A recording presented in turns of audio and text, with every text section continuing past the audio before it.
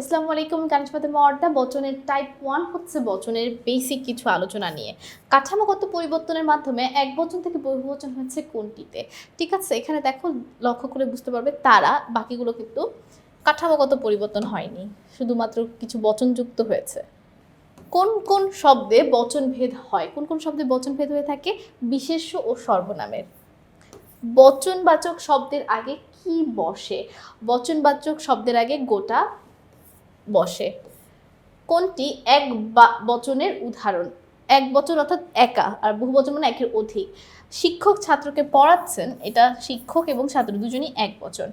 বচন অর্থ কি? বচন অর্থই হচ্ছে সংখ্যার ধারণা।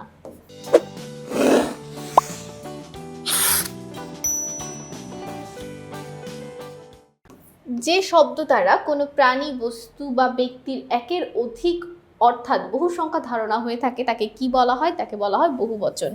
নিম্নের কোনটি বিশেষ্য ও বিশেষণ পদের দ্বিত্ব প্রয়োগের বহুবচনে সাধিত? উত্তর হবে কি বলতো?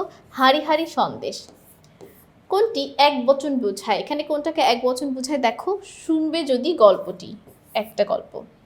বচন ব্যাকরণের কি জাতীয় শব্দ? বচন হচ্ছে পারিভাষিক শব্দ। কোন দুটি শব্দে বচনভেদ হয়? বিশেষ্য ও সর্বনামের বচনভেদ হয়ে থাকে। সকলকে অসংখ্য ধন্যবাদ আমাদের সাথে এই পর্বটি করার জন্য।